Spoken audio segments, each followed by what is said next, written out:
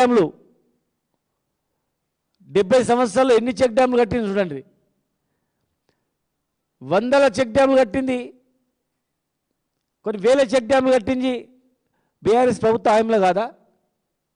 ప్రతి చెరువును పొడిగదీసి water reservoir capacity పెంచింది.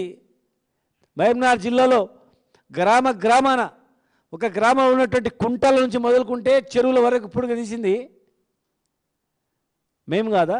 మా ప్రభుత్వం కాదా? ఒకప్పుడు వలస పోయి బతికేటోళ్ళము మహబూబ్నగర్ జిల్లాకు కర్నూలు నుంచి రాయచూరు నుంచి బతకడానికి వచ్చి కూలి వ్యవసాయం చేసుకొని పోయేది పరిస్థితి తెచ్చింది మేము కాదా? చెప్పండి. అదే మక్తల్ రైతులు అడగండి. అవతల కర్నూలులో ఏ పరిస్థితి, మన రాయచూరు ఏం పరిస్థితి ఉంది? 10 సంవత్సరాలు ఇటు ఏ పరిస్థితి రివర్స్ అయింది కాదా? ఒక మంత్రి మాట్లాడతాడు రేషన్ కార్డులు ఇవ్వలేదని. చీఫ్ సెక్రటరీ గారు అనిపించండి, మేము ఇచ్చినాము, పబ్లిసిటీ చేసుకోలేదు, ఆన్లైన్లో అప్లై చేసుకుని ఇచ్చేసినాం. మీరు ఎన్ని ఇచ్చిండ్రు? అన్ని 6 లక్షల పైన మేము కూడా ఇచ్చినాం కొత్త రేషన్ కార్డులు. మీరు చీఫ్ సెక్రటరీ దగ్గర 10 సంవత్సరాలు ఒక్క రేషన్ కార్డు ఇవ్వలేదు అని చెప్పియండి, మీరు ఏ దానికంటే సిద్ధం. సంబంధం లేని మంత్రి సంబంధం లేని శాఖ గురించి అవగాహన లేకుండా ఒక ఆయన మాట్లాడతాడు, ఇంకో రకంగా మాట్లాడతారు. జూపల్లి కృష్ణారావు గారు అసలు ఏం చేయలేదంటారు. మరి 10 సంవత్సరాలు మా పార్టీలోనే ఉండే కదా ముందు 10 సంవత్సరాలు. 10 సంవత్సరాలు ఏం లేదే కొల్లాపూర్కి రోడ్ ఎట్లా ఉండే? కోన్ పూస్తాయా కొల్లాపూర్ అంటుండ్రి. దుమ్ము గుంతలు ఉండేటివి. హైదరాబాద్ నుంచి కొల్లాపూర్ పోయే రోడ్డు, కొల్లాపూర్లో వ్యవసాయం చేసే కరెంటు, వ్యవసాయము, కాలేజీలు, అక్కడ జరుగుతున్నటువంటి సోమశీల కావచ్చు, ఇవన్నీ అసలు జిల్లాని ఏం చేయలేదా? ఇవన్నీ ఏం పనులే కానీ అట్లా 10 సంవత్సరాలు మా పార్టీలో ఉండి అసలు ఏం కాలేదంటాడు. ఇంకో ఆయన సంబంధం లేని శాఖతో అసలు లేదంటాడు. ముఖ్యమంత్రి గారు అయితే అసలు ఏమీ అభివృద్ధి కాలేదంటారు. అసలు నేను అడుగుతా ఉన్నాను, మీరేం చేసారో చెప్పండి. ఈ 2 సంవత్సరాల్లో మీరేం చేసింది చెప్పండి.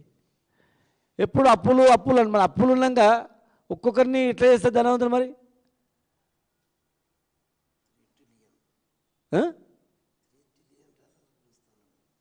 ఎట్లా చేస్తారు? అసలు మీరు ఏం చేసిర్రు? ఎందుకు ఉత్సవాలు? ఈ 6 గ్యారెంటీలు తుంగలో తొక్కినందుక, లేదంటే ఎస్సీ డిక్లరేషన్ అమలు చేయనందుక, 12 లక్షల రూపాయలు రైతు బంధు ఖాతాలో జమ చేస్తాం అని చెప్పి జమ చేయనందుక, దళిత బంధు ప్రతి ఒక్కరికి ఇస్తామని చెప్పి ఇవ్వనందుక, ఎస్టీలకు కూడా ఇస్తామని చెప్పిర్రు ఇవ్వనందుక, 42% రిజర్వేషన్ ఇస్తానా అని చెప్పి ఇవ్వకుండా ఎలక్షన్లో పోయినందుక,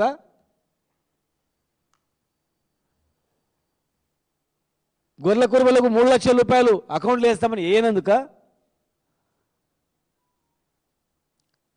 చెట్టు మీద పైనుంచి కింద పడి ప్రమాదమైన చనిపోయిన గీత కార్మికులకు 10 లక్షలు ఇస్తా అని చెప్పి ఎగ్గొట్టినందుక, మున్నూరు కాపులకు మంత్రి పదవి ఇవ్వనందుక, గొల్ల కురుమలకు మంత్రి పదవి ఇవ్వనందుక, బీసీ స్టూడెంట్స్కు విద్యా ఉద్యోగాలు రిజర్వేషన్ ఇస్తారని చెప్పి అసెంబ్లీలో బిల్లు పాస్ చేసి మరి ఇంప్లిమెంట్ చేయనందుక, రైతు బంధు ఇస్తారని చెప్పి రైతులకు ఇవ్వకుండా ఎగ్గొట్టినందుక, ప్రతి మహిళకు 2,500 పెన్షన్ ఇస్తారని ఇవ్వనందుక, 4,000 పెన్షన్ 6,000 చేస్తానని ఇవ్వనందుక, వికలాంగులకు 8,000 ఇస్తానని ఇవ్వనందుక,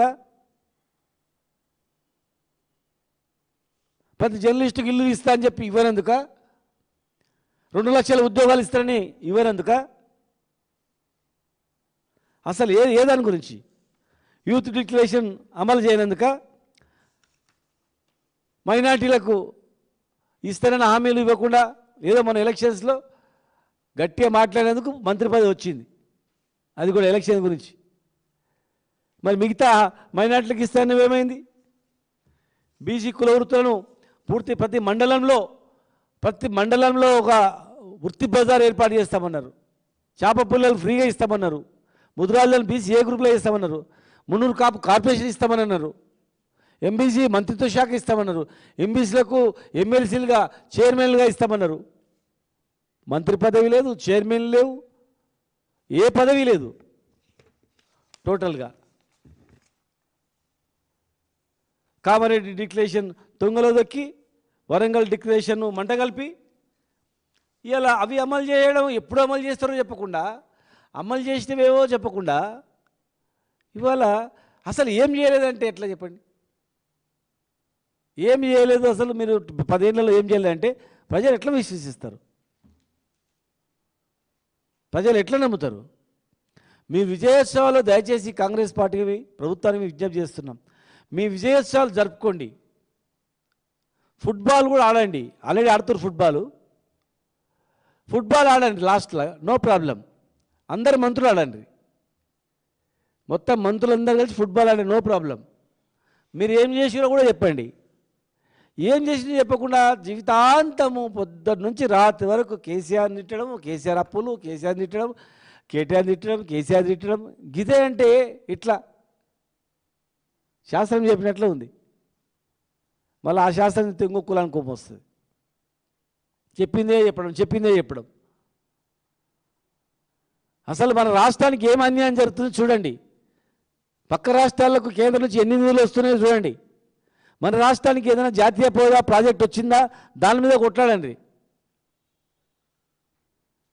పక్క రాష్ట్రాలు ఇతర గవర్నమెంట్ ఆఫ్ ఇండియా నుంచి ఫండ్స్ తెచ్చుకుంటున్నాయి, అన్ని రకాల డెవలప్మెంట్ తెచ్చుకుంటున్నాయి. మనకు ఒక్క పైసా వస్తలేదు, వాళ్ళ మీద కొట్లాడలేదు.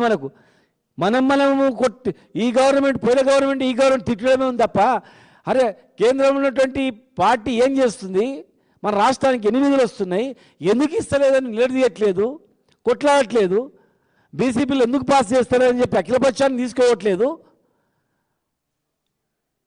3,000 కోట్ల గురించి ఎలక్షన్ పెట్టినామంటున్నారు. మరి ఒక్క కాన్స్టిట్యున్సీకే నిన్న 1000 కోట్లు ఇచ్చిరంట.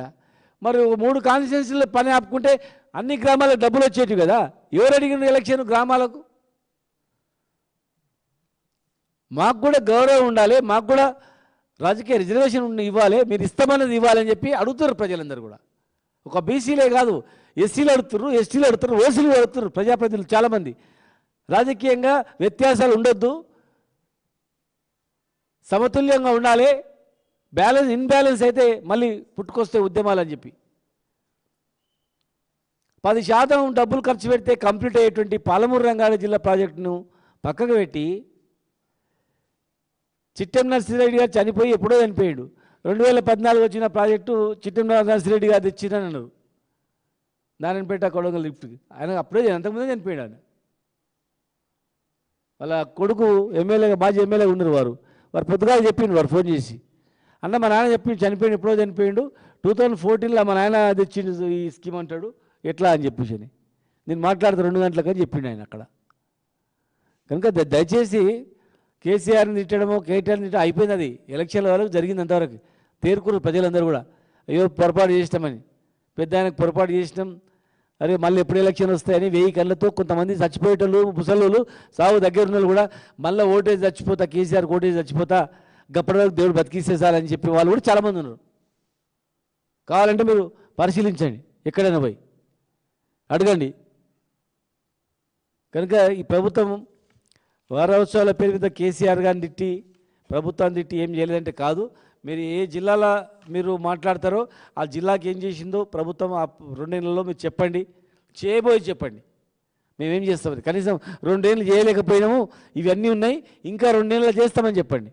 అంతేగాని ఏం చేయలేదంటే మరి మేమందరం ఉండి ఏం చేయకుండా మేము ఉన్నామంటే ఎట్లా? ఇంతమంది 10 సంవత్సరాలు రేయింబోలు కష్టపడ్డాం. అంతకుముందు తెలంగాణ రాష్ట్రం గురించి 15 ఏళ్ళు కష్టపడ్డాం, రాష్ట్రాన్ని తెచ్చుకున్నాం.